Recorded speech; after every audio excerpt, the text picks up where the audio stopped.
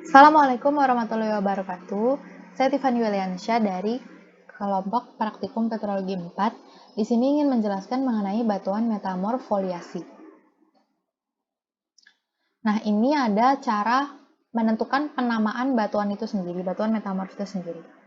Langkah pertama, kita harus menentukan apakah batuan tersebut memiliki struktur mikro atau mesostruktur metamorf yang jelas dan bukan dari sedimen atau protolit. Bukan dari batuan sedimen atau batuan beku protolit. Nah, kalau misalnya batuan tersebut memiliki struktur mikro, maka di sini kita harus memeriksa alasan apa yang menentukan supaya batuan tersebut memiliki struktur foliasi. Yang pertama, jika batuan tersebut terdiri dari 75% atau lebih secara sederhana dari satu mineral. Yang kedua, jika kandungan atau struktur mineral dari batuan tersebut dengan nama tertentu. Yang ketiga, konteks dan atau asal-usul batuan diketahui dan harus ditekankan. Tapi jika batuan itu tidak punya protolit, maka kita harus menentukan nama protolitnya. Jika dia punya nama protolitnya, maka bisa diberi nama batuan berdasarkan protolitnya. Misalnya metagabro, metaarkose, dan gunakan prefiks struktural dan atau mineralogis jika sesuai. Lalu, balik lagi ke step 2, kalau misalnya ada salah satu alasan di sini, maka cara pertama yaitu tambahkan surfiks ite ke nama mineral, contohnya garnetite, biotite, dan gunakan prefiks mineralogi atau struktural, contohnya seperti skistose dan biotite. Dan satu lagi yaitu pilih nama dari tabel atau pergi ke kertas SCMR yang sesuai. Misalnya amphibolite, eclogite, slate, blastomilonite, hornfels, dan impactite. Gunakan prefiks struktural dan atau mineralogi jika sesuai. Misalnya amphibolite, kyanite, atau kyanite eclogite. Lalu lihat teks untuk batuan metamorfik atau batuan ultrabasa berikutnya. Tapi jika tidak ada salah satu alasannya, maka kita harus menentukan apakah batuan tersebut memiliki skiskositas. Kalau batuan tersebut memiliki skiskositas, maka langkah keempat adalah apakah skiskositas berkembang dengan baik di seluruh batuan atau di zona berulang sehingga batuan tersebut memiliki pembelahan yang kurang dari 1 cm. Nah, tapi jika batuan tersebut tidak memiliki skiskositas, maka batuan tersebut dapat ditentukan memiliki struktur granovels.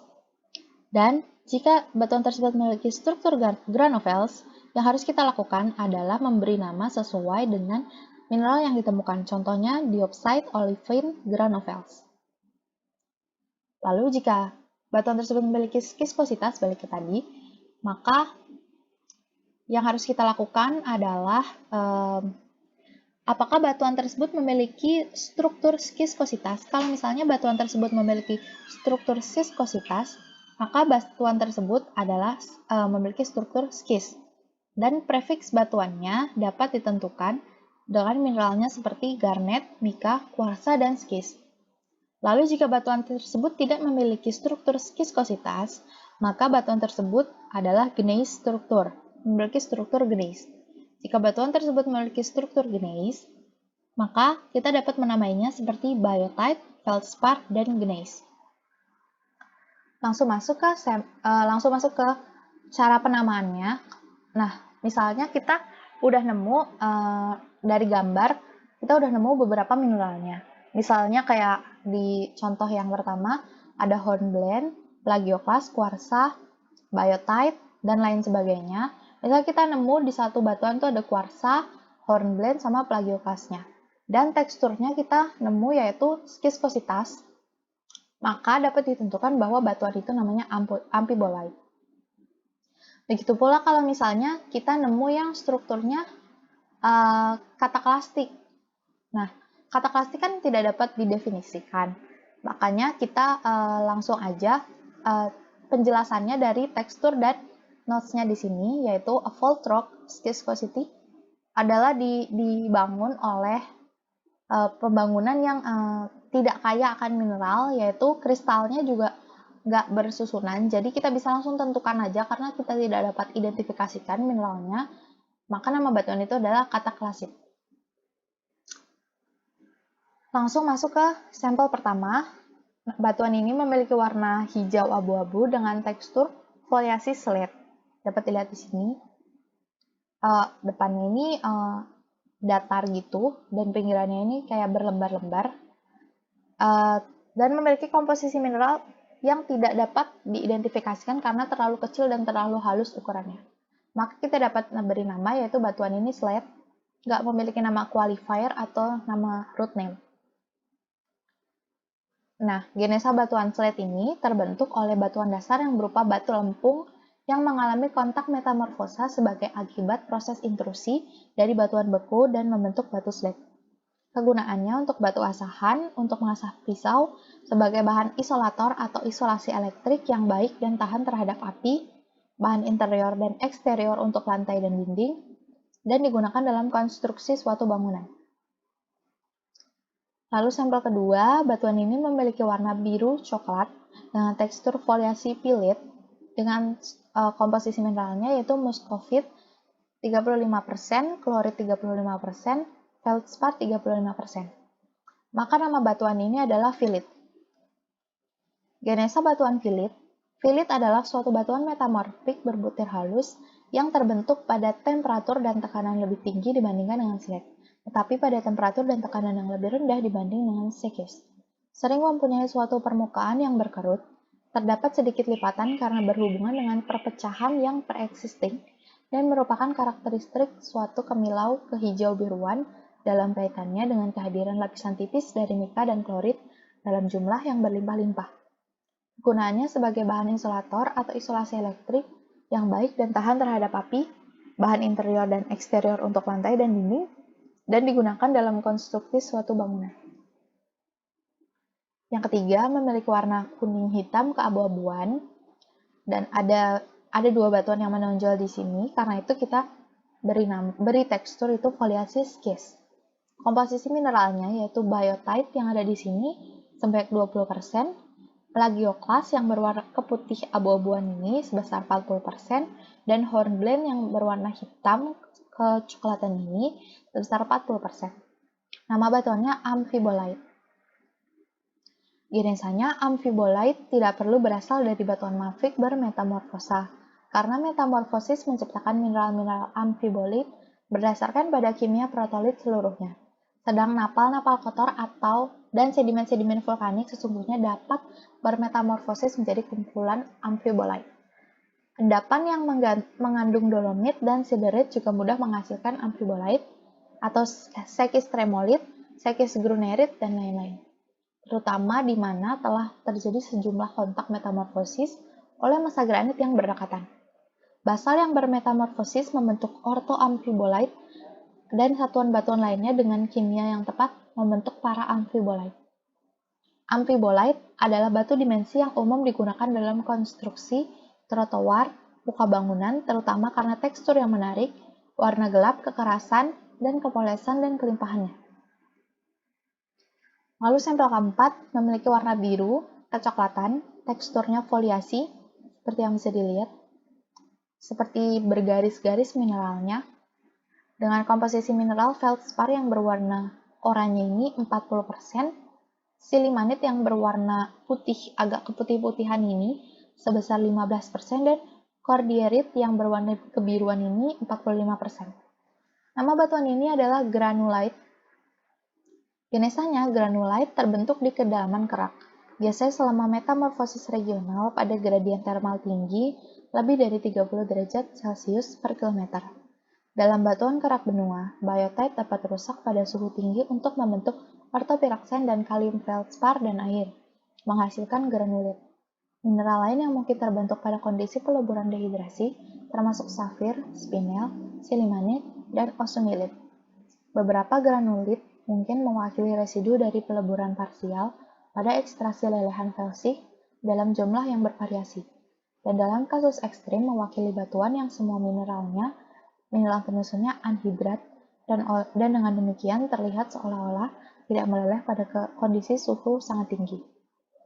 Oleh karena itu, suhu yang sangat tinggi yaitu 900 hingga 1150 derajat Celcius bahkan diperlukan untuk menghasilkan kumpulan mineral granulit facies. Kegunaannya, batu granulit dipakai sebagai bahan ornamen dinding dan lantai, juga digunakan untuk pembuatan barang-barang kerajinan. Sampel kelima memiliki warna coklat, orange, keputihan, dengan tekstur foliasi migmatit. Komposisi mineralnya mica schist sebanyak 75% dan granitoid sebanyak 25%. Mica schist ini yang berwarna coklat ini, dan granitoid ini yang seperti molekuler seperti ular ini, 25%. Nama batuan ini adalah migmatite. Kinesanya, migmatit terbentuk di bawah suhu ekstrim dan kondisi tekanan selama metamorfosis prograde.